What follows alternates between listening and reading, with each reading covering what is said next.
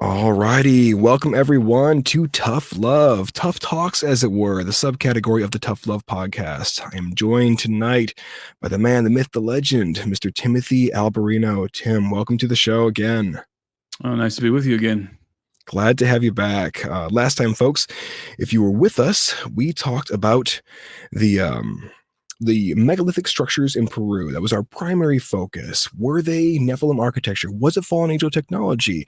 Is every single hybrid we see a Nephilim? Or are there subcategories of hybrids that were created by the Watchers? We covered all that in the last talk. It was a fantastic conversation. So if you have any questions concerning megalithic architecture and who made them and what the implications of that are, especially for, I guess, the antediluvian world, and then what that possibly means for our end of days scenario, then go back and check out that podcast episode. My name is Eric Roland. I am your host in Jesus Christ. Please don't forget to like, subscribe, and share these videos here. Pop on over to Locals if you enjoy the work that I do. I include PDFs of all of my research documents, with endnotes included for anybody who donates to the page, and your support is greatly appreciated. Also, stop on over to Mr. Tim's website here. It is timothyalberino.com. You can learn more about him over here, his research that he's done, the expeditions that he's taken out to Peru, and some of the discoveries that they got to make while on expedition in the Andes Mountains. It is there's a lot of rich information here. Also, check out his members only section of his website here. You can join the Alberino analysis. We have a monthly fee here or an annually built one here. This is content you're not going to get anywhere else. Lots of incredible information. Folks in the comments last time commented a number of times saying it was worth it just for the 3 episodes that you had done. I think it was in relation to some of the expeditions that you were doing out in Peru, I believe. That's great.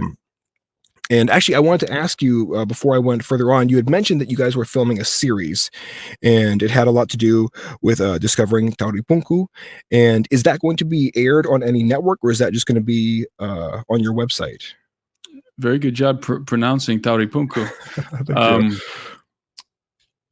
It is currently being shopped around. It's going to end up somewhere. We don't know exactly where yet, but for now, people can watch it for free if you sign up for an annual membership on my Alberino Analysis members community. Okay, so be sure and jump into that, folks. Last time when we were having our conversation, Tim, he went into expound upon some of the walls they ran into while trying to get scans of the ground outside, I believe it was Sacsayhuaman, scan to find out where the Chincana was.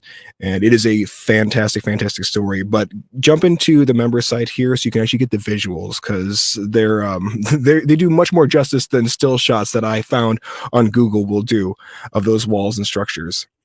You can also find Timothy's book over here on Amazon or through his website.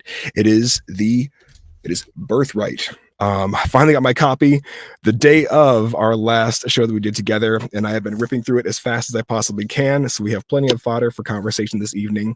The book is outstanding. It covers everything from our antediluvian world to the end of days, and so much in between there. It's there was a lot of research I'm gathering that you poured into this, and it's evident in how eloquent you are on the pages here. You've done a fantastic job with the book, so pat yourself on the back there, Tim. Thank you. You can also find Tim over at his YouTube channel here. Lots and lots of awesome content here as well. Specifically, I enjoyed this playlist section here where we have a breakdown of the first 9 chapters inside his book Birthright. It's sort of like a synopsis. I don't think there's a single video in there that's over like between 15 to 17 minutes. Tons and tons of great information to whet that palate and get you excited about this book. So do your due diligence, folks. Again, as I said towards the end of our conversation last time, the Berean Challenge Gauntlet has been thrown down at your feet. That is born of Acts 17:11. And that says, don't you go ahead and take anything that myself or my guests say as the God's honest truth. You are encouraged and empowered to do your own digging and research to see if the things you have been told are indeed so. That being said, we're jumping into a conversation tonight, back on the Nephilim Kings, the unholy usurpers. This is largely going to be a conversation discussing Tim's book, Birthright, and the lurid subject matter held within those pages.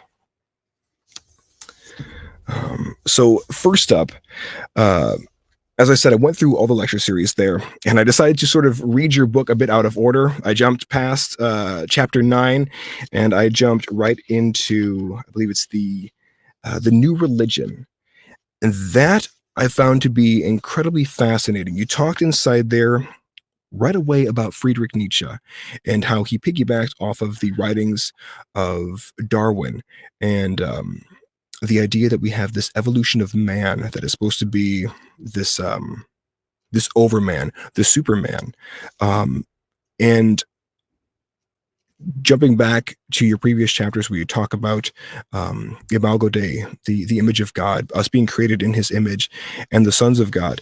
It really rounded out for me a deeper understanding of what it means to bear the image of Christ. So I wondered if we could sort of speed through the beginning little section of Birthright, where we have initially Adam being told, hey, here is the world.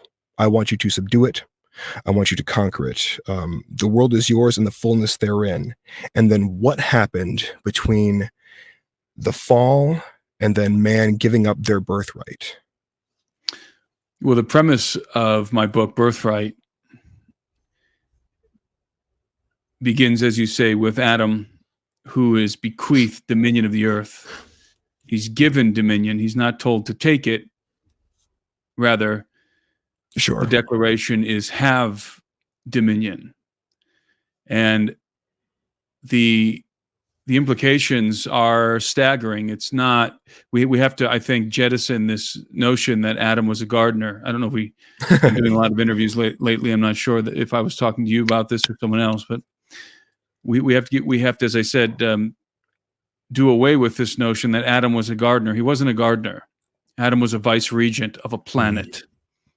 And he was created for two primary purposes, really. First and foremost, to have fellowship with God. That is his first and primary function, was to fellowship with the Father and with his siblings in the Father's house, to be a member of the family. And then secondarily, he was created to govern the earth, because the sons in the kingdom of heaven are created to rule, to govern. And so Adam is, of course, fashioned from the dust of the earth and is given, bequeathed dominion of the earth, dominion of this realm, the terrestrial realm. And I think that is a much more accurate reading of the story of Adam, which to a large extent, I believe, is an allegory. And I think the problem is that sometimes we read these stories, some of these stories, there's certainly a whole lot of historical content in the Bible, very accurate historical content, but there's also a lot of allegory.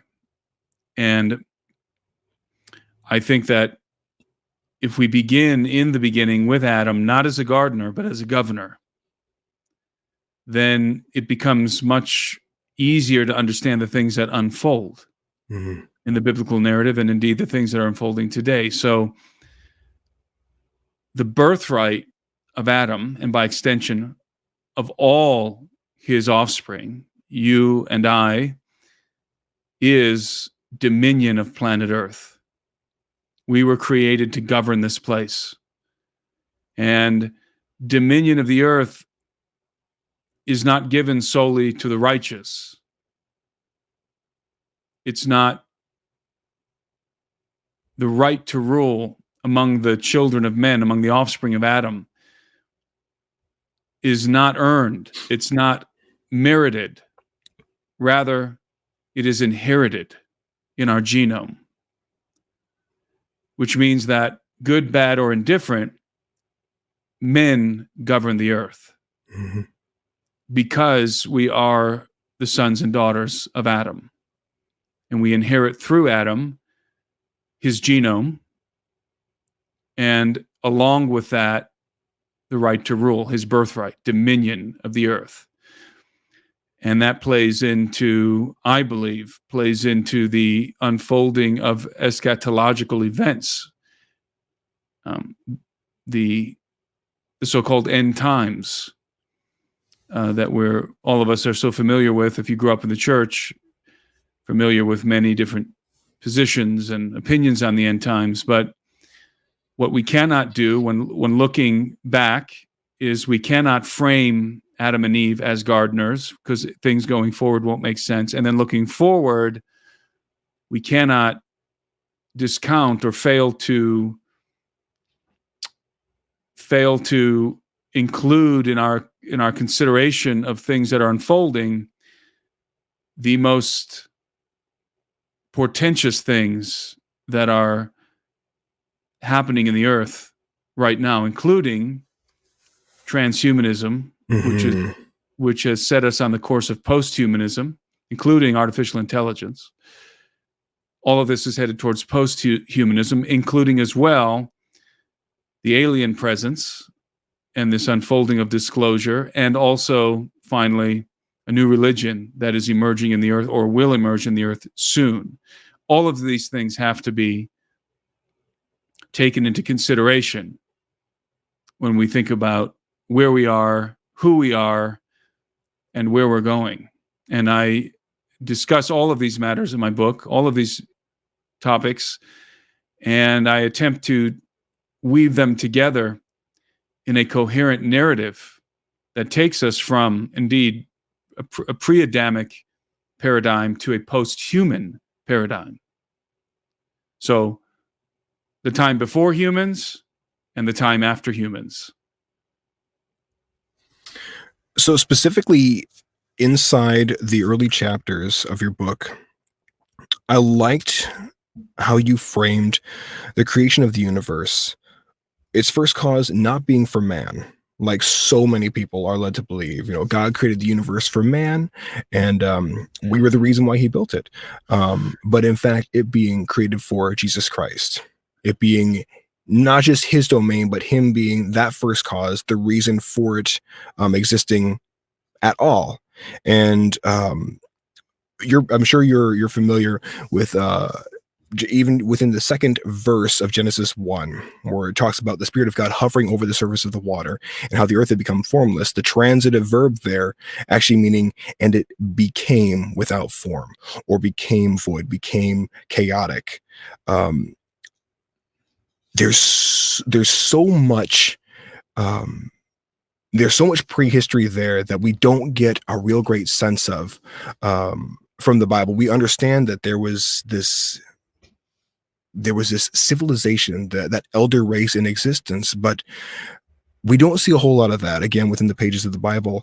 But one of the things that you talked about was in the Amalgade being made in the image of, we have the sons of God, those direct creations from God, and how within his holy kingdom, only those bearing that image are permitted to be a part of it, and how because the Watchers initially wanted to come to Earth and they wanted to take up human wives and they wanted to procreate offspring and have a family, they themselves could not attain to the thrones of men, but they had to circumvent God's will. Because they weren't human. Yes. They weren't the offspring of Adam. It's very simply said, they were not human beings. And so dominion of the earth is the birthright of the offspring of Adam. And so our dominion, by the way, is in force. Let me back up just one moment. Yeah. So as we're jettisoning this idea of Adam being a gardener, we should also disabuse ourselves of the notion that the universe revolves around us. In my book, I talk about the anthropocentric worldview versus the Christocentric worldview. Mm-hmm. And most of us are hamstrung with this myopic view of ourselves and our universe, in which we might envision a wheel, and a wheel with many spokes, and the hub of that wheel is us, is ourselves. that the human species, we are at the center of all things, and all spokes lead to us. In other words, all other characters in this grand narrative, all the events that are unfolding in the universe revolve around us. This is a very, I would say, on one hand, I want to say it's a very medieval view, but on the other hand, it's so prevalent among modern Christians as well. And I find that curious because it is not a biblical worldview. It is not the correct theological worldview. The biblical writers, the writers of the New Testament, clearly portray a Christocentric universe and a Christocentric perspective through which, a prism through which we should view the universe. And that simply means that Christ is the center of all things, not us, not human beings. And so, returning to our wheel, if we were to remove ourselves from the hub, and rather we're one of those spokes, and in our place we insert Christ, the Son of God, He's the center of the wheel, then we have a correct and accurate theological worldview. Christ is at the center of all things. The Son of God is the center of the universe. That is the biblical worldview. And so that is the worldview that we should begin with. Anyone who approaches the Bible wants to have an accurate understanding from Genesis to Revelation. You must approach it with a Christocentric perspective. And so much of your theology will be automatically adjusted and corrected as you go along. Mm-hmm. And so when we deal with topics like the topics I write about in my book, including posthumanism and the alien presence, the alien threat, as I put it in my book, those who do not have a Christocentric perspective, those who are hamstrung with an anthropocentric perspective will stumble, will have a hard time swallowing this notion that there are other players in the game besides the human species, and that humanity is in great jeopardy if we don't understand the value. The two questions, really, the value of our species. So there's two questions that, and I'm not even sure if I pose these questions in the book. I think I do. But they're the most important questions for our generation. These are the two most important questions for our generation. Number one, what does it mean to be a human being? What does it mean to be human? That's the first question that is paramount. We have to answer that question. And the second question is intrinsically related.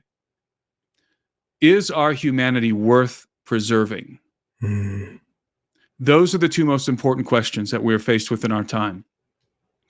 Because we are on the cusp of losing our humanity, of transforming the human species into a post-human being, and losing in the process not only the trademarks that make us human, our very humanity, but losing the birthright that is associated with our humanity. And what happens when the sons, the offspring of Adam, lose their birthright on planet Earth? And that's one of the questions that I ponder in the book. And I believe that the ramifications, the consequence of humanity losing the birthright of Adam by evolving out of Adam, so to speak, are nothing less than catastrophic. Mm-hmm. And so understanding who we are, what does it mean to be a human being? And the answer to that question, by the way, is marvelous. The answer to that question really addresses the yearning, the innate yearning of the human heart, because it tells us why we draw breath, why we were created, why the human species came into existence. And as I said in the beginning, the answer is fellowship with our Maker. And there is no greater purpose. There is no higher purpose that one could attain to than being created to fellowship, being created for the pleasure of our Maker and to find pleasure in fellowship with him. That is, as I said, the primary purpose of our existence, and that is the answer. It is literally the answer to the yearning of the human spirit, the human soul. Mm-hmm. And we, of course, the great tragedy of the human story is that we have become sundered from the family of God, from the Father's house. That's the great tragedy of the human story. If you enjoy my analysis on these topics and would like to hear more from me, I invite you to join the Alberino Analysis Members Community, where you will gain access to my weekly private briefings, live stream Q&A sessions, behind-the-scenes updates on my current projects and expeditions, community features that facilitate interaction with myself and other members, early access to tickets for events I happen to be conducting, and a convenient mobile app to keep you notified and up to date on everything I publish. In addition to all this, annual subscribers will be treated to an advanced screening of 3 episodes in a TV series I've been working on for several years. These films alone are worth the price of admission. The Alberino Analysis Members Community is the best way to connect with me and support my work. If you would like to become a member, you can find a link to the subscription page in the description of this video, or visit thealberinoanalysis.com. I hope to see you in our community. The late Russ Distar used to use the phrase, or rather the appellation, the hero of humanity. There's this hero of humanity who comes on the scene, whose mission it is to reconcile us back into the Father's house, into the family of God. And that person is, of course, Jesus of Nazareth, the Son of Man. And this is the original, by the way, this is the original heroic tale. And one might say, well, how can it be the original heroic tale if Jesus came around many, many centuries after those who lived before the 1st century AD? Well, because the plan was put into motion while Adam was still in the garden. So the story was already unfolding before there was a story to tell about the human species. The story of our redemption is the first story. And that story is not even about us. It's about the hero, the protagonist of the story, and that is Jesus. That is the Son of God. It's his story. And so those of us who believe in Christ belong to Christ. Mm-hmm. He's not a heroic figure who enters into our story. See, it's his story. And we are a part of it. And so this is, I think, just these few things that we've been discussing here in regard to the proper perspective of what we were created for, the Christocentric perspective of the universe, having Christ at the center of all things, and then the purpose for which, the secondary purpose for which we were created, which was not to garden, but to govern. And by the way, what does that mean? Why govern? Because we are players in a game, or rather, I think more eloquently put, we are actors on a stage. Mm. And we're not the only actors in this play. We play our part.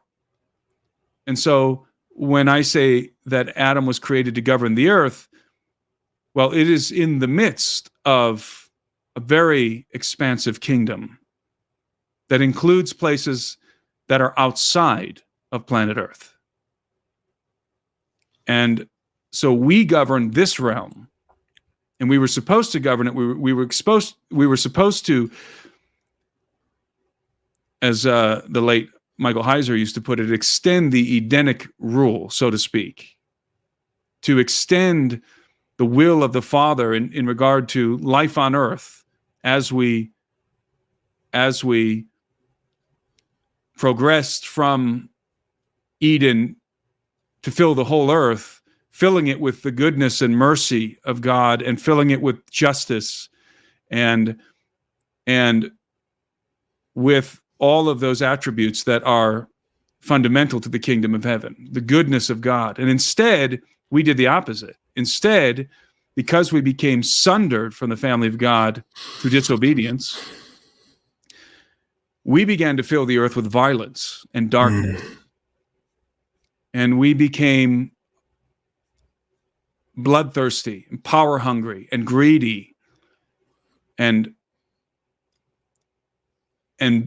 became an affront to the kingdom of heaven because we lost our purpose. And so that really is the bedrock of Birthright. And it's the story, as I always say, it's the greatest story ever told.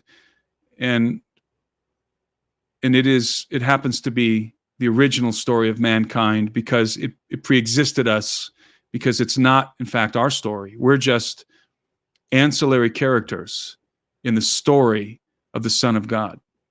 You bring up a great point there about it being his story, and not without purpose. The church I'm attending currently is doing a series, and it's called His Story, Our Story. And the overarching thing is that it is his story, but we are, like you said, we're players within that story. I love that the New Testament points out that Christ was slain from the foundations of the world already.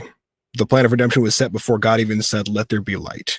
And we also know that we were called from that same foundation as well. Like you said, it's already been his story from the beginning, from the get-go, the first cause, as John describes him as being the Word, being with God and being God. Without him was not anything created that was created. And by him, all things are held together. So you bring us to a great jumping off point there. And I'm glad we actually got that bedrock laid rather quickly, as to our place inside God's kingdom, us being given dominion of the world, and then the lead up to what we did to fumble the ball, as it were. You describe inside your book this, I wouldn't say it was one event, because if we're talking about the sons of God, the watchers coming and taking brides, any of whom they saw, I imagine there were any number of wedding ceremonies, and as you described, with all the pomp and circumstance that would come with somebody wedding this being created directly of God. But the lead up to that, I want to get into that there. Throughout your book, I know that you've done a ton of research into the Book of Enoch. So we have some extra biblical literature, some that is also very highly venerated. We have even the Ethiopian church; they still have the Book of Enoch inside their Bible that they pull from regularly.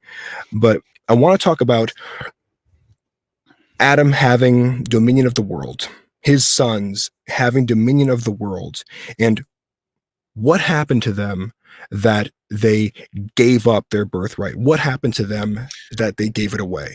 I think what happened in the Genesis 6 affair is a precursor to what is going to ultimately unfold at the end of the age. So if we begin from this starting point, that Adam and his offspring have dominion of the earth, they're going to now spread out over the whole face of the earth and populate in various cultures and build cities and do everything that human beings do. Remembering, of course, that they were supposed to do this in allegiance to the kingdom of heaven and to rightly and justly represent the king of heaven as his vice regents on earth, which we began to screw up immediately. Yep.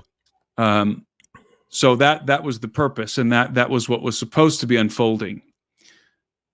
after the creation of Adam. So when you fast forward and you get to generations down the line, you get to, according to the Book of Enoch, Jared, you encounter this very interesting interruption of that plan, the interruption of the protocol of human beings spreading out over the earth and having dominion and being the vice regents of planet Earth.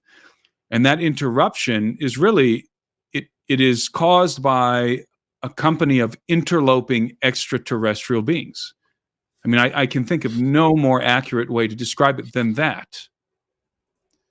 And these beings are called Watchers in the Book of Enoch. And the Watcher denomination is not exclusive to the Book of Enoch, and it's not an extra-biblical term. Indeed, we find it in the Book of Daniel. And a very interesting scene in Daniel in which a human king, Nebuchadnezzar, by the way, I should put a bookmark here for a moment and make sure that I make the point that although we are the vice regents of the earth, the kingdom of heaven, specifically the king and his council, reserve the right, it is their prerogative to intervene whenever they want, whenever they see fit, to enthrone or dethrone any human ruler as they see fit. So that's an important detail associated with human dominion. We aren't allowed just to do whatever. There are consequences. And I'll return to that point in just a moment because there's another important thing we need to say before we move on. But Nebuchadnezzar was obviously a wicked king, Babylonian king, who was an affront to the kingdom of heaven. And in this very intriguing scene in Daniel, he is being judged and sentenced by a council of heaven. And this council is referred to as the Holy Watchers. Same term, Irin in Aramaic, the Holy Watchers, the Watchers. And these Watchers are presiding over the judgment of Nebuchadnezzar, who is ultimately sentenced rather, to madness, to several years of madness. And that's a very intriguing story. I don't want to go too far down that rabbit hole. But so you see in the biblical narrative itself, you have the Watchers making an appearance. And who are the Watchers in this narrative? They are this heavenly council, what the late Michael Heiser would describe as the divine council. Mm-hmm. They're the council of the king. The king has a council. Who is the king? The king is the Son of God. And so we know when we get to the Book of Enoch, and Enoch is a pseudepigraphical text, which means that the authorship is unknown, basically. It claims to be written by Enoch, but it obviously is not in certain parts. Although the earliest portions may indeed have been written by Enoch, or at least were preserved in oral tradition from the original writings or words of Enoch. But it is in the Book of Enoch, and almost solely in the Book of Enoch, almost exclusively, not entirely, but almost exclusively in the Book of Enoch, where we find the narrative, the larger narrative of the Watchers, the ones who interloped into man's domain. These Watchers are named. There's 200 of them. And the initial, what I call the first cause of the Watchers' transgression is very apparent. It's apparent in Genesis 6 as well. Genesis 6 is making reference to Enoch directly.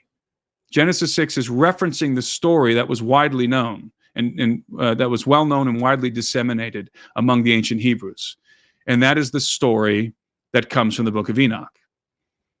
And in both Genesis 6 and, interestingly, in Enoch chapter 6, the first verses of both, we have this perplexing statement that describes the or scene rather, that describes the sons of God.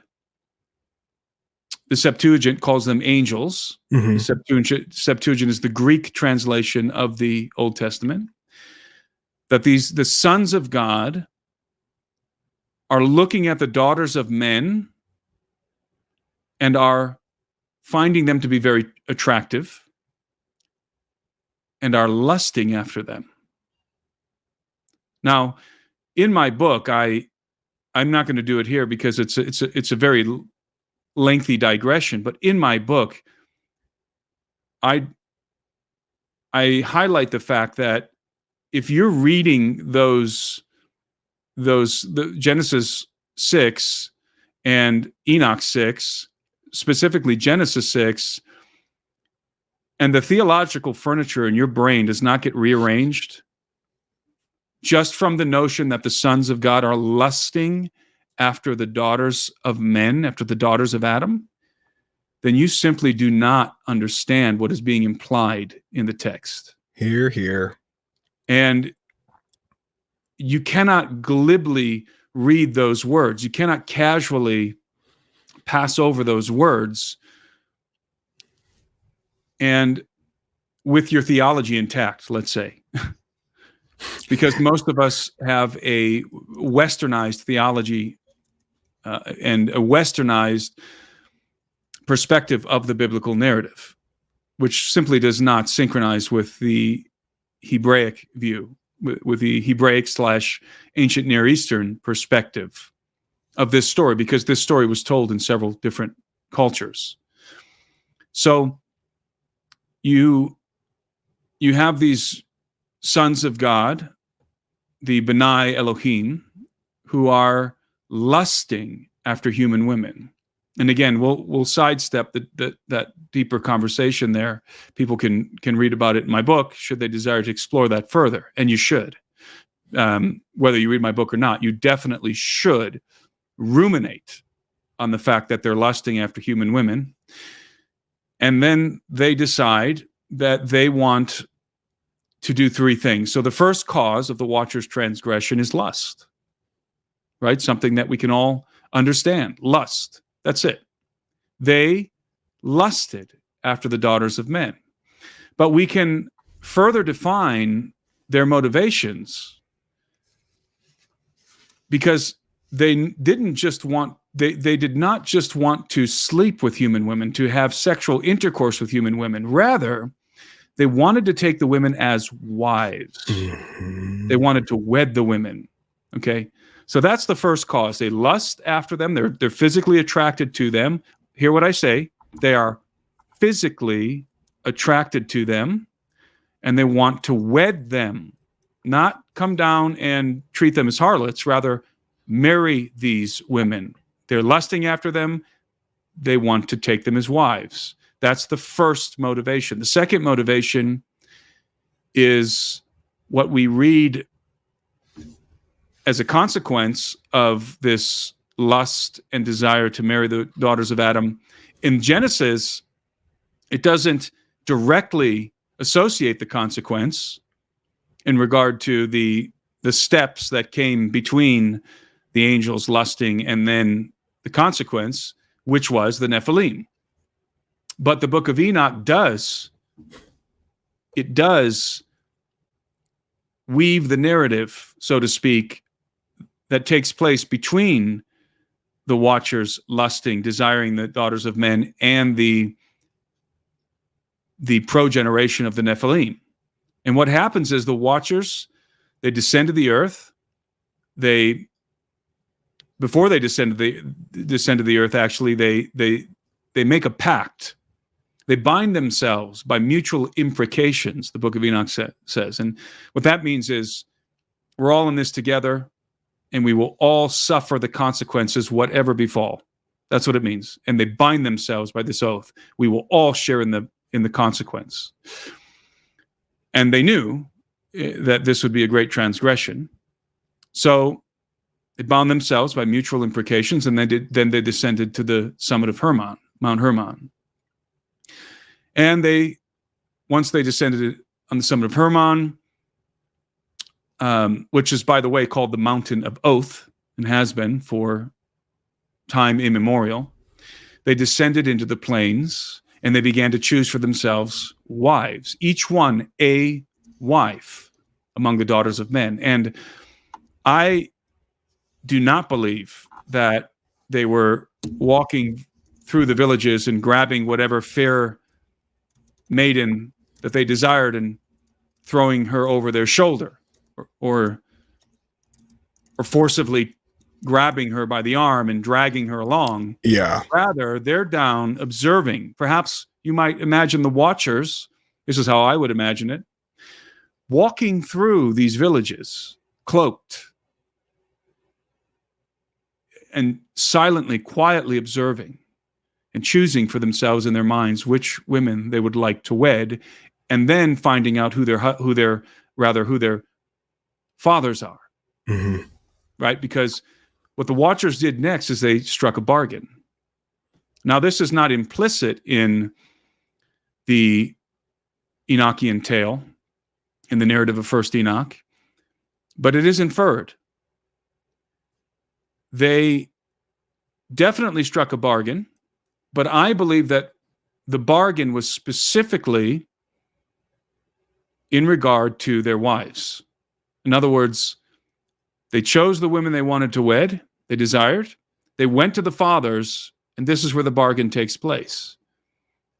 A legal transaction, by the way, with the vice regents of the earth, from these extraterrestrial interlopers who have no authority on earth. Okay? Remember that. We have to return to that. So they strike a bargain with the fathers, and they say, I want to marry your daughter. And perhaps at this point they reveal to all of the people that who they are.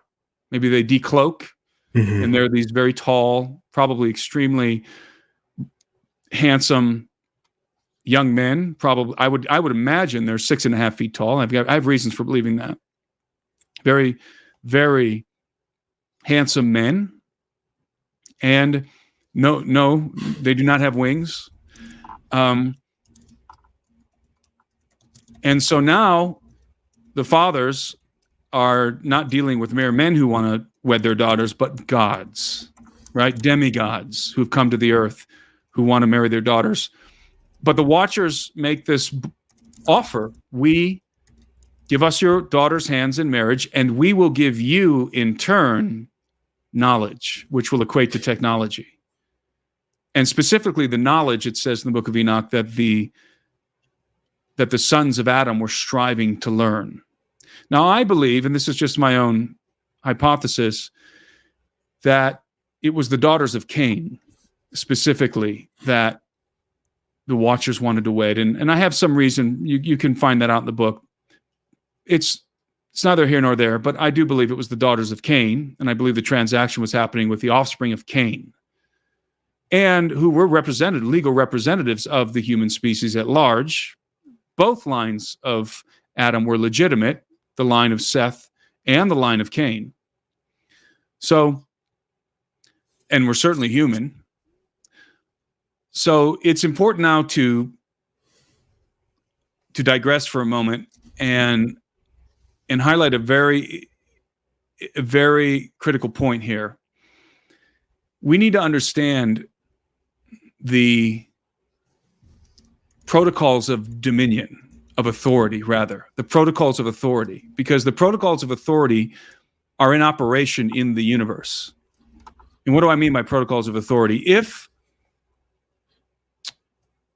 If I am a king and you are a regent who I've assigned to go and govern a far province of my kingdom, you're going to go travel for 3 weeks, and you're going to go govern in the far reaches of my kingdom in a particular province. In order for your authority to be valid, you have to carry some token of my authority, because you're representing me. Yep.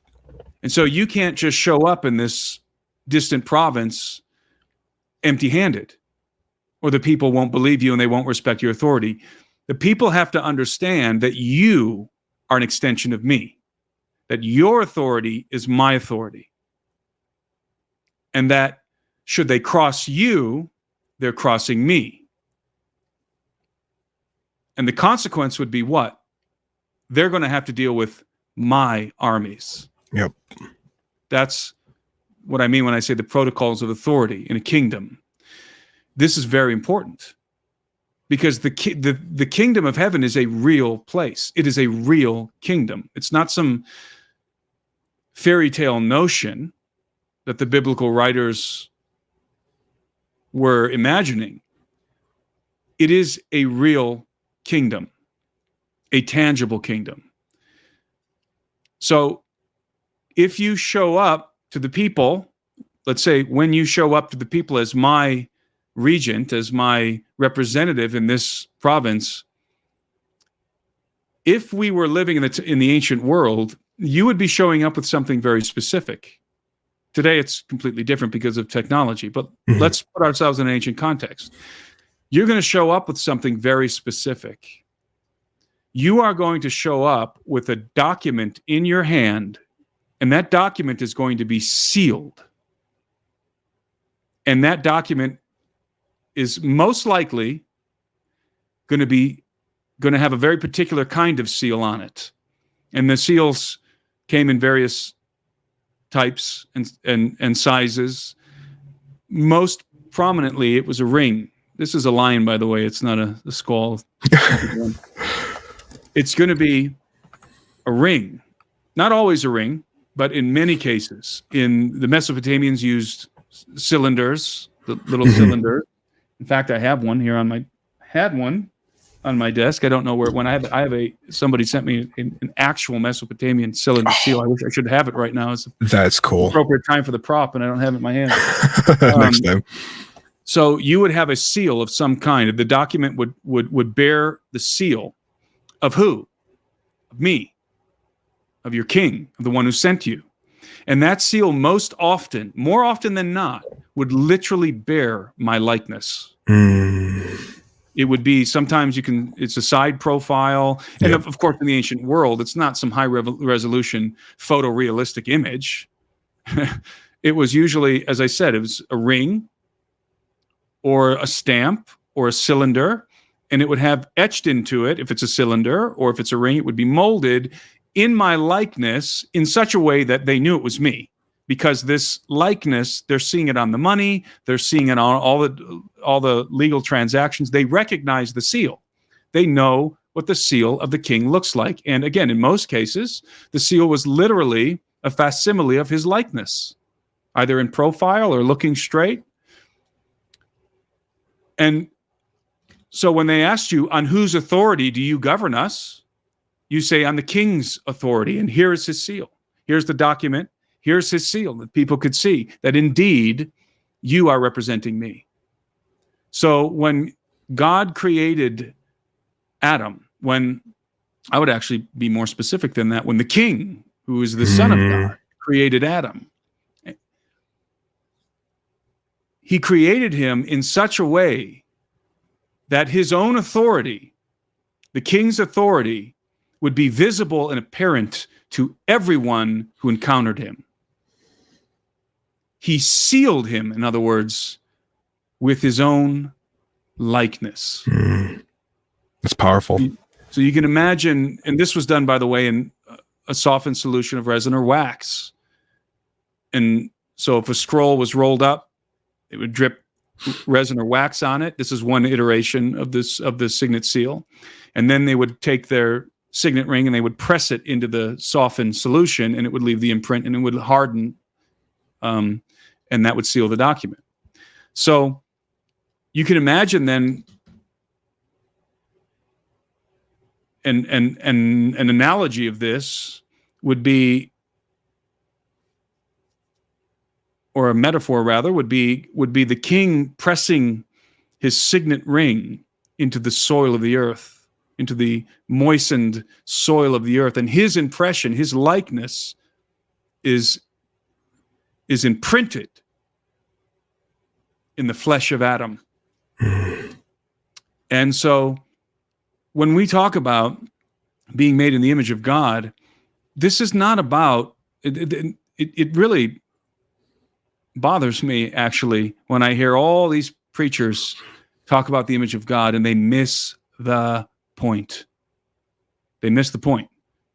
Because they want to say, so many of them, that being made in the image of God, it means that we are imbued uniquely, most of them will say, which is a biblical fallacy, but uniquely with the attributes of God. We are creative.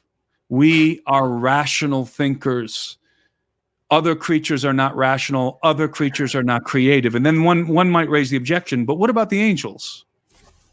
And then what you'll get is a mythology, because usually what precedes in the form of an answer is not a biblical answer, it's mythological. Well, the angels aren't created with the same attributes as men. They don't have the creative capabilities that we do. They don't have the same rational minds, or whatever the answer will be. And I've heard many such answers. And so there's this desire to make the image of God something that makes mankind unique in the universe. That's a biblical fallacy. That's not true. There is no scripture that you could bring forward, that you could produce, that says, or that demonstrates, or that alludes to the idea that only the human species is made in the image and likeness of the Maker. It simply is not there. In fact, the opposite is true, and we have the proof that the opposite is true. We're not the first ones to bear the image and likeness of God. We're the younger sibling in a family. And all of the siblings in the family all look like the Father. They bear his image. And lest we be confused about the Father and the Son, Scripture tells us that the Son of God is the expressed likeness and image of the Father. So the original image bearer of the Father is the Son. He is the preeminent Son. But there are other sons in the family. We know that because we have the B'nai Elohim, the sons of God, plural. But then we also have the Son of God, and that's why the New Testament writers designate him as the unique Son of God, the firstborn over all creation. So, what is the image of God? The image of God is the image of the Son of God. We look like the Son of God. The human species, mankind. We were made to look like him. That's the seal of his authority.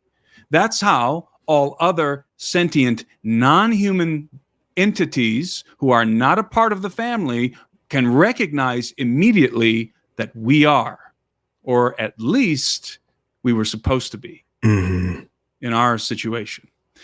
So this is the seal. The image of God is the seal of his authority. He created us to be vice regents on planet Earth, and he sealed us with his likeness, which is the authentication of our dominion and his authority that we are supposed to exercise as his regents.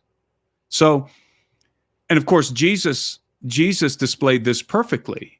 He perfectly executed the will of his Father, and he was a human being.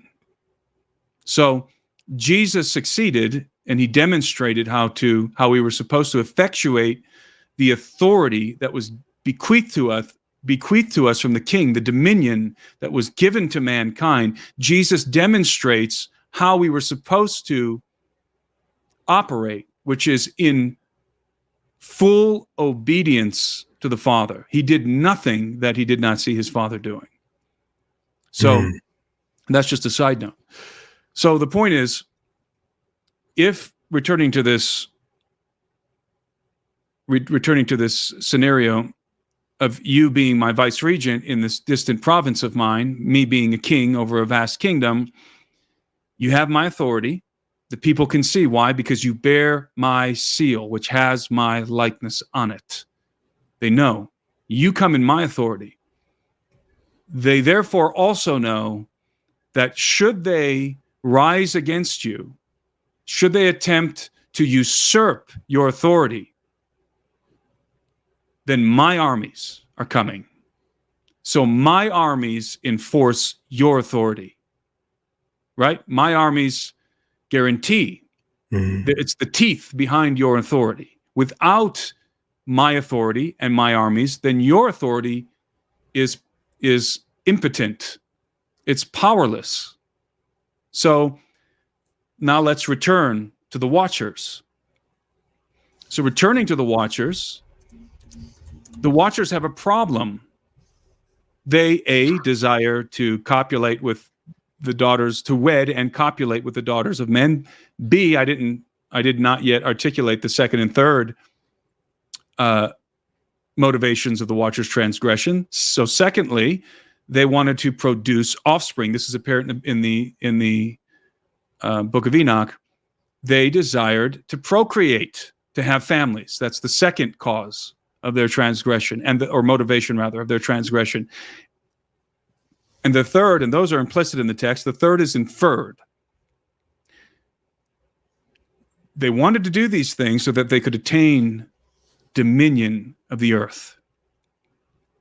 How can these extraterrestrial interlopers take dominion of the earth without A, incurring judgment immediately, or B, bringing down on them the armies of heaven, the firepower of heaven? They had to do it legally. They had to make a legal transaction with the vice regents of planet Earth, with the sons of Adam, whether they were in the line of Seth or Cain. They had to make a deal. And that's, by the way, why they chose to wed the women, because they wanted their offspring to be legitimate heirs, not bastards. So they wanted to create, very clearly, they wanted to create dynasties through their hybrid offspring, who were human enough to inherit the birthright of Adam, because their mothers were fully human. So the Watchers are playing a dangerous game. They're playing for dominion of the earth. They're getting to copulate with these beautiful women that they sexually desire. They're getting offspring. They get to have families, to procreate, to have children, right? Their own sons. And they get to govern the earth from behind the thrones of their hybrid sons. This is what I call rule by proxy. They do not have the authority to rule the earth directly, so they're going to rule by proxy through their hybrid offspring. And the reason why this is so important and foundational to the narrative in my book is because it's going to happen again. It's going to happen again at the end of the age, but in a little bit of a different scenario. But I believe that, as I said, that this is a precursor, this situation. It's a prelude to something that's coming. So this is the protocol of authority in play, in action. Why are the Watchers doing these things? Because if they just interlope into our domain and start throwing the women over their shoulders, then the armies of the kingdom are going to show up and detain them. It's that simple. The only way their plan could have worked is to do it in the way that they did it. And it worked for a long time. It was not like the Watchers wed the daughters of men. They copulated with them, procreated offspring, and then the flood came. No. Their offspring grew and prospered and dominated the sons of Adam. And this went on, I'll finish the sentence and then take a break. This went on for thousands of years, at least 1,000. So that brings up an interesting question to me. When we get into the book of Jude, and we see described for us the angels who sinned. Peter talks about this too, being held in everlasting chains, essentially in Tartarus. And Enoch even talks about the angels who sinned also being held in the unbreakable chains in a dry place. So a couple of questions, and I want to see where you line up on this. Those angels who sinned, I understand those to be of the 200 that swore Those that are the oath at Watchers. time. Yeah, who decided they were going to take wives of any whom they saw. That's right. But the question that I have, secondly, is because we understand that those are the ones being held in that place, and the Bible describes Jesus preaching as he descended into the earth to take the keys of sin and death. We speculate that he was preaching to those angels, like, "Hey, boys, you know, the bell doth Yeah, toll that for word thee." preaching can also mean declaring.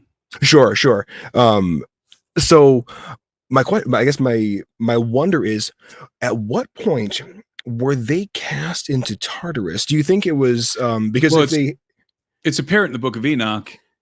If we use the Book of Enoch as our guide in this narrative, it's apparent they were cast into Tartarus after witnessing the destruction of their beloved sons okay, so then before the flood. okay, so I guess follow-up question then, since they, as you put it, they would have had legal right to the earth in so much as they were given a human wife, so and the marriage made it so they had a right to be here. Would that only extend up until the wife passed away, and then Oh no, that was suddenly? through their offspring. So the offering was the main anchor, that once that destruction occurred, then all right, They now were, you. they were. I believe there are some ancient, and I don't really want to go down this rabbit hole right now, but there's reason to believe, let's say, that the Watchers were invited before they came. Mm, So that's an interesting yeah. rabbit hole there, but we don't have time for that right now. But so the Watchers are executing rule by proxy, proximal authority through their hybrid children, through their hybrid sons, who are human enough to appropriate and execute the authority of Adam, to inherit the birthright. And they dominate the earth. Now, this is inferred. This part, again, I'm inferring. The story of the Watchers is very short in the Book of Enoch, by the way. It's only in the Book of Watchers. And which is, I think, I forget how many chapters the Book of Watchers is, 32, but they're very short. Mm-hmm. And so it's not like this long narrative. Much has to be inferred, but there's enough information there that I think we can make logical inferences, such as that the offspring of the Watchers dominated the earth. They certainly subjugated the sons and daughters of Adam and Eve, because the Book of the Book of Enoch says that the giants were devouring all the acquisitions of men, all the acquisitions of the land. In other words, men were laboring to keep these things fed. And in the way that the context of the narrative is that they were forced to do so. And when they could no longer sustain the appetites of the giants, who were probably very many, then the giants began to devour mankind. There were at least 200 giants, but I think there were a lot more than that. Sure. Because the giants themselves are procreating. And if you're wondering how that might have been accomplished, you can read Birthright, and I have several hypotheses there. But so there's at least 200 giants, and they are dominating the human species, clearly. So the scenario would look like this is what I call the empire of the gods. This is what I believe the golden age represents, and indeed it does. Look at Zep Tepi, the first time. The I think we talked about this last time. The Egyptian tradition of the golden age, the first time. It's the gods are ruling on earth among men. It's the same with the Greeks. So the golden age of the Greeks, when the gods are ruling, and in both cases, it's a time of great knowledge and great abundance and peace and prosperity. except for in the Hebrew narrative. Stark contrast. In the Hebrew narrative, it's a disaster. It's a nightmare. And the giants are oppressing the human species and eating them, devouring them, and devouring everything, by the way. They were sinning against the beasts of the earth as well. And when you read that in context, you understand that it means they were eating them, because there was a prohibition on the consumption of flesh in the antediluvian world, according to Genesis, right? So the Watchers were consuming flesh, human flesh, and the flesh of animals. And just like we should disabuse ourselves of the notion that Adam was a gardener, we should also disabuse ourselves of the notion that these were big, dumb giants walking around with clubs, swinging clubs.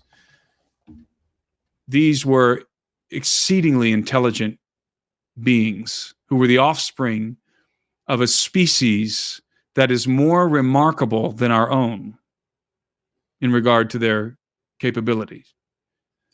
And of course, I'm referring to an angelic race. So when you get human plus human, you get human. Even if you take the best human plus the best human, you still only get the best human as a result, if you're lucky. But what happens when you take humans, the best humans, these antediluvians, plus angels? Because that's what you get with these hybrids. You're going to get an extraordinary creature, completely unsanctioned. They were not supposed to exist. This is a grave transgression, and that's the Watchers knew that. They're essentially illicitly creating a new kind of creature in the universe, and for their own design, indeed, to usurp the human species on planet Earth. So the giants were likely exceedingly intelligent and cunning and obviously strong, very possibly telepathic. But it's likely that the human species was also telepathic at that time. So this is an inference that I make into the story. It's an extrapolation of the story. I think, more accurately said, it's an extrapolation of the very short narrative in Enoch. That the result of this would have been the giants spreading out all over the earth and creating their own kingdoms. This is, in fact, the story of Plato, and I forget if I was talking to you about this the other day. This is what the gods do in Plato's narrative of Atlantis. Mm-hmm. I think we did discuss this. You and yes, I. we did. So this is what I believe the Watchers were doing. Again, they're ruling by proxy. These are the living gods walking among men. And certainly they would have also, among all of their other transgressions, they would have desired to be worshipped. And so imagine this unfolding for thousands of years, at least 1,000. If you reckon the timeline of the Genesis 5 genealogy, if you take that as an accurate reckoning of time, then you at least get, according to the Septuagint, not the Masoretic text, according to the Septuagint, then you at least get, like, I think it comes out to be 1,200 years or so. Yeah, doesn't the Septuagint add like an extra 100 years? Yes, rather the Masoretes subtract 100 years. Okay. So, and we all are reading the Masoretic text. That's what our Bibles are. But the early church was reading Septuagint. So the minimum time frame here that we're dealing with is 1,000 years. 1,000 years of what? 1,000 years of the Watchers and their offspring ruling on planet Earth. That's the Golden Age. That's the empire of the gods. And the reason why I use that title very specifically, empire, not kingdom, empire, because these are various kingdoms, 200 kingdoms on Earth that are being governed by the giant hybrid sons of the Watchers, which again is Plato's story of Atlantis. We won't rehash that. We won't retread that ground. So now one might ask, so is that an allegory, or is that just a mythology, or is it veritable history? I would lean in the direction of veritable history. I think Same. if you look back into the past, if we could build a time machine and go back to the days of Noah, that we would witness an empire of the gods. Now, we would not, however, I do not believe that all of these cultures, all of these kingdoms, rather, would have been like Atlantis, where it's just everyone's enjoying this advanced technology and they're all living very comfortable lives, and with cities, with public transportation and skyscrapers. No, that's not what I envision at all, because it's oppressive. It's oppressive. The technology, the knowledge, some technology was given to the offspring of men, and they used it to do very bad things. It introduced a bloodlust, for example, into the world that had not previously existed, because they were making weapons. But I envision, and this is just my conceptualization of the antediluvian world. Okay, this is coming out of my imagination here. Mm-hmm. I envision a world in which the gods, the offspring of the gods, are in possession of advanced technology. But their subjects, the human beings that are subjugated to them, are living a very rudimentary existence, Bronze Age existence. Sure. And all of the produce that they're laboring to grow is in large part going into the coffers of their giant overlords, right? So it's a very oppressive hierarchy and a very depressing scenario for the human species. It smacks of the Israelites when they were under Egypt's rule. That's right. Yes. And I always like to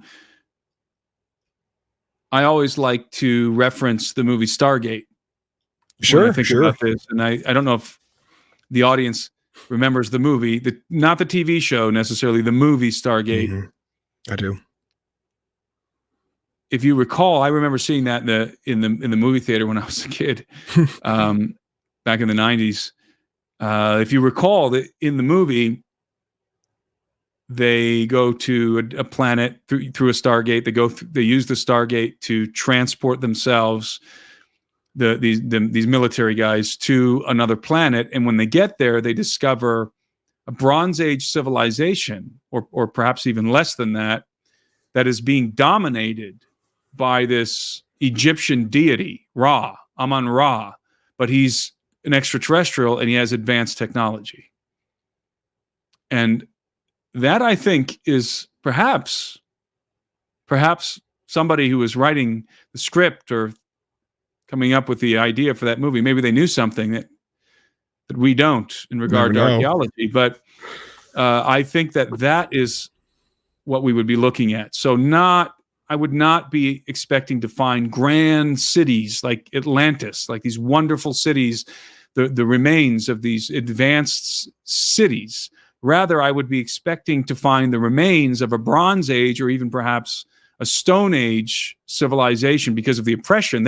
When you have that kind of oppression, you don't have time to build libraries and expand knowledge and build wonderful, beautiful architectural buildings. All your whole existence revolves around sustaining the gods. Yep, subsistence. So it would be the finding any kind of artifacts related to the advanced civilization, which would be the offspring of the gods themselves, the giants and their wives and their children. That would be like looking for a needle in a haystack. Oh, man. So that's the way I envision the antediluvian world. Now, not to say at all, as we talked about last time, that the offspring of Adam were stupid cavemen. Absolutely not. These were extraordinary human beings whose capabilities exceed our own. Physically speaking, mentally speaking, they were of greater intelligence than we are. Why? Because they're closer to the source. They're closer to the prototypical human being, the source of our genome, Adam and Eve. So these are remarkable people. And in some cases, you might have had a flourishing in which pockets of humans were flourishing that were perhaps not under the dominion of the Watchers and their offspring. Now, I have no idea if that would have been the case, but I suspect that many of the members in the line of Seth were not under the dominion of the Watchers and their offspring. I suspect that might be true. So they might have been living apart in a sort of a different civilization. That's just, me spitballing here. But anyway, I think that's what the dynamic looks like. I think we're looking at this very advanced brotherhood, is how I would put it. An advanced brotherhood of hybrid demigods. They have the technology. They have the knowledge.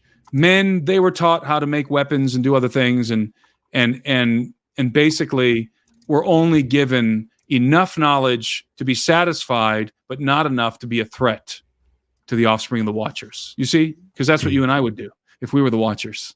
We would give these people who we want to subjugate just enough knowledge and technology to satisfy them, but not enough for them ever to become a threat to us or our designs. That's like in the documentary that you were part of with the Fall Brothers, where they were talking about the Hollow Earth theory.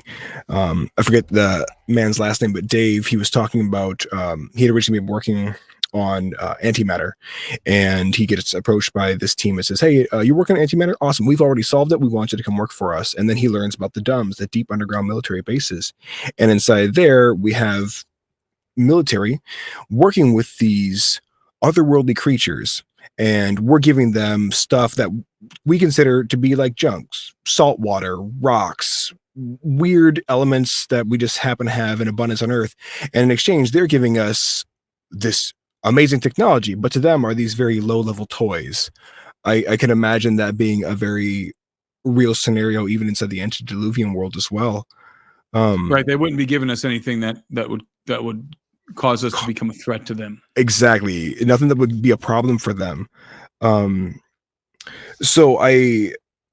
Oh man, you covered so much ground there. I wanted to touch real quick on just briefly, because this came up in a lot of the comments on our last stream that we did together, and I wanted to just clear up a few things for some people. A lot of people, they get really hung up on the idea that because it says in Matthew 22, where Jesus says, we have the question, well, suppose a man marries a wife and then he dies, and so she takes his brother and then he dies, and maybe he's got 6 brothers and she's had 7 men. Well, whose wife is she in eternity? And Jesus says, well, she's not gonna be anybody's. And he describes her, well, she'll be like the angels, who are not given in marriage in heaven. Yes, we understand that the angels are not given in marriage, but the Bible says nothing of them being able to have sex. And so a lot of people, the question, the controversy is irrelevant. It's a non-controversy, because we're not talking about something that happens in heaven. Yes, and that was going to be the next thing I was going to say. Talking about something that happened on Earth, yeah, and for a very specific purpose, and that was indeed part of the transgression. Was the Watchers were seeking to have wives, and in the judgment of the Watchers, God actually says to them, "You have no need of wives. I didn't create you to have wives. You have everything here. You had everything basically in my kingdom. They're immortal." An immortal being doesn't need to further its own species. And that's what he tells them. You were living in immortality, and you had no need for wives or to procreate and so forth. And so the contention, that controversy is it's quite literally a non-controversy. And I don't understand why people who raise it think that they are somehow raising a point of contention here in this story. It is completely irrelevant. Yeah. Also, we're talking about a transgression. We're talking about something that wasn't supposed to happen. This is not normative. This is going against the dictates of the kingdom of heaven. This is breaking the law. Yeah. This is the context of the Watchers, not something that is normative in heaven. Yep. Also considering that the Bible says that they had to disrobe from their first estate, and it uses the word oikaterion, which we understand is to be like this outer heavenly dwelling to even be able to engage in sexual relations. Yeah, and there's some speculation as to what that might mean. But it's clear that the Watchers are physical beings. It's clear that they can have sexual intercourse with human women. And, and this is sort of taking us down a different path, but I do not ascribe to any beings in the universe, but certainly not to angels, mythical metamorphic powers, which so many people do. For some reason, I don't. If a watcher can turn itself into whatever it wants, or just generate human flesh, like create a human meat suit and walk around in it, then we are pretty much dealing with genies at that point. We are dealing with the genie from Aladdin's lamp in the cartoon. Sure. Well, the Robin Williams genie from Aladdin's lamp. That's what we're dealing with. If angels can do all the things that people suppose that they can do, there's some people who even think that angels turn themselves into technology, like a flying saucer, which is preposterous. I don't understand why we would ever attribute such ridiculous metamorphic powers to anything, any kind of a creature. That is pure fantasy, and nowhere is that exhibited in the biblical narrative. And then people will retort, yeah, but angels can eat and drink, right? As if that proves that they've turned themselves into flesh. No. You see, it actually proves the opposite of that argument, that they do have bodies. They are corporeal beings. Mm-hmm. Yep. Not that they turn themselves into them, but they are. We are very much like them. They are our older siblings. So then, of course, you have this whole contention about, well, aren't they spiritual beings? Well, yes, but aren't we? Are we not? We are. We are a composite of spirit and flesh. Why should we think they're any different? Mm-hmm. Now, and spiritual, by the way, doesn't mean what we think it means. It doesn't mean ethereal. That's not what spiritual means in the Bible. It doesn't mean ethereal. Is Jesus spiritual? Of course. Then how can he be spiritual in that sense and have a body? Because he does. Yep. So and this is where I would have some contention with the late Dr. Heiser. I don't believe that Elohim designates spiritual beings. Rather, I do, but I don't believe that it equates to disembodied beings. Same. This idea that creatures are disembodied is bizarre to me. There is one group of entities that are disembodied. Dead Nephilim are disembodied. But this is a curse. And the reason why it's a curse is because it is an unnatural condition. That's why it's a curse. As I always say, this is the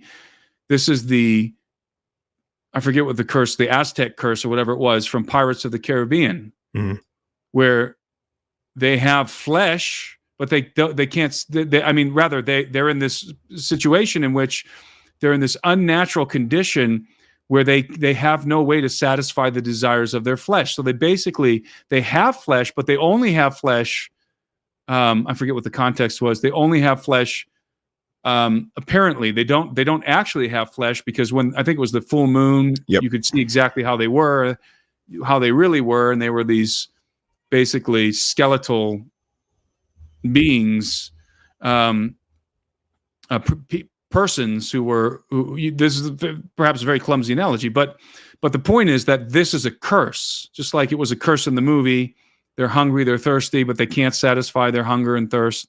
It's the same thing. This is the condition of the Nephilim, of dead Nephilim. They're cursed, and the very nature of the curse is to be forced to exist in the world in an unnatural condition, a condition in which you still have all of the desires of the flesh, but no flesh.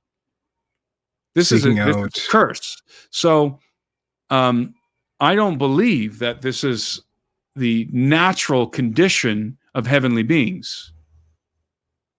I think that the condition of the Nephilim, rather, dead Nephilim, the unclean spirits, demonic spirits, is an intolerable curse, precisely because it is unnatural. So I won't be dead horse anymore. But, Sure. Well, even Chuck Missler pointed out when he talked about Jesus Christ and him just appearing inside the room with his disciples following the crucifixion. And then eating a piece of bread and fish. Yep. And saying, like, this doesn't make him, like you said, this doesn't make him ethereal. This means that he enjoys more dimensionality than we have access to. Which is almost certainly true. Oh, yeah. So, 100%. And that's different than being an ethereal being. Yes. And so I think that when we talk about spiritual, I think we are talking about beings that do enjoy access to a higher dimensionality than we do, that are like us very much, but they're superior. They're one grade superior to us. Remember, David says that you made us, meaning mankind, you made man to be a little lower than the heavenly beings. And so our natures are very similar. And I don't think there's any creatures in the universe that have unconditional immortality. I think all creatures have conditional immortality.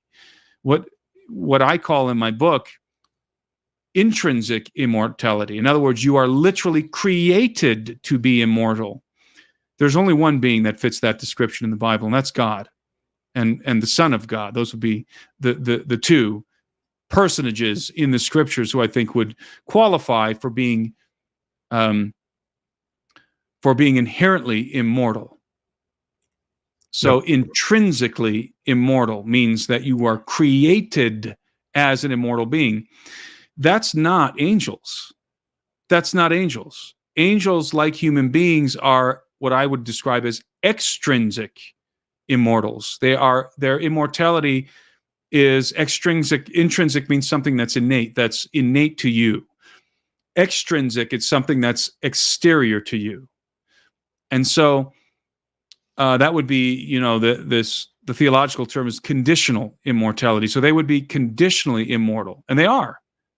Angels are conditionally immortal. How do I know that? Because this is conveyed to us through the story of Adam and Eve, who are expulsed from the Garden of Eden and who no longer have immortality. Why? Because they don't have access to the tree of life. Mm-hmm. This, by the way, as I said earlier, in my estimation, is an allegory. The tree of life is the Son of God elsewhere in the scriptures. So chew on that for a moment. But so this is extrinsic or conditional immortality that Adam and Eve clearly are enjoying in the garden because they have access to something, some revivifying force that reconstitutes their biology. It's an external thing. It's not innate. It's external to them, to their bodies. Well, why do I think this applies to angels? Because the Elohim make a declaration when they're expulsing, this is the council, by the way, the divine council deliberating the matter after Adam and Eve transgress. And the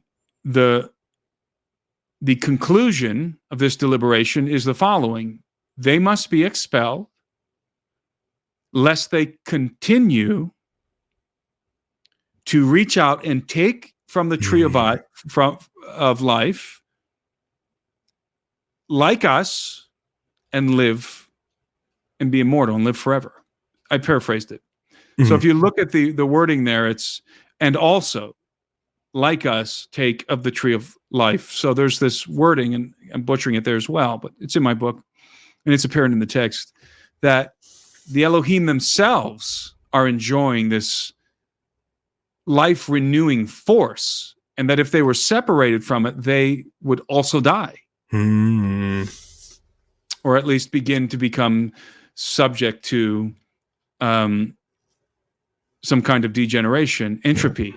So that, of course, leads to the question, and we're getting way afield here, but I love it. And I posit this question in my book: if this is the case, and I believe it is the case, that there are no intrinsically immortal creatures in the universe save the Father and his Son, then it follows that those angels who depart from, let's say, the Father's house, because that's what the Garden of Eden is ultimately, that depart from the garden, the paradise of God, as it's called in the book of Revelation, that they are also degenerating. That they have conditional immortality, and if they are separated from that life-giving force, they begin to, in layman's terms, to die, albeit in their case probably very, very, very slowly. So that might give us a little bit of insight into what it means to disrobe your oikoterion, your first estate, to leave your first estate. You are forfeiting something when you do that. Mm-hmm. You're cutting yourself off from something. So this is something to consider. And as you can see, when you loose yourself from a wooden literalism and a rigid, inflexible, literal reading of the Bible, which you cannot use that approach anyway, because too many things wouldn't make any sense at all. For example, Jesus says, "I am the door," and we know he's not a door. So we've already liberated ourselves to some extent. There's all kinds of very intriguing questions that arise. Sure. And I don't know how we got onto this topic, but since we're here, I wonder if this is where the mythos or the legend of vampires and vampirism comes from. Ooh, yeah, it's getting into Gary Wayne territory there. Because, well, I posit this in my book as well.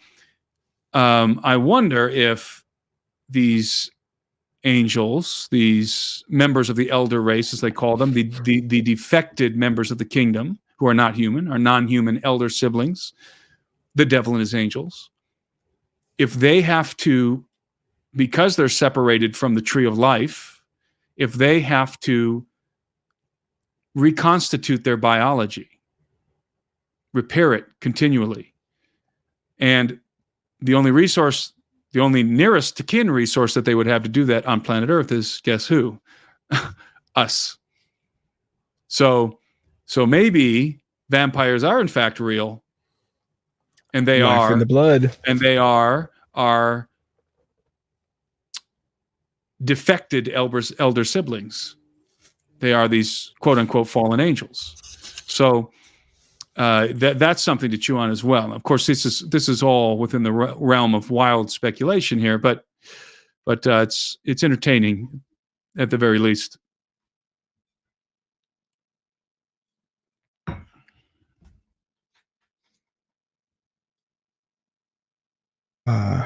Well, folks, I'm going to have to unfortunately cut it there for the evening. This has been an amazing conversation. My newborn's having a fit right now. But Tim, I would love to have you back on again if we can make it happen again. Folks, if you would take a look at our description box down below, you're going to find all the links there to Tim's book, his website, everything. Please drop a like, a subscribe, and a share. Again, so sorry to pull the plug on this, folks. I got to go tend to a 5-week-old. But this has been awesome. Thank you again so much, Tim, for joining us tonight. My pleasure, sir. Thank you. Appreciate it.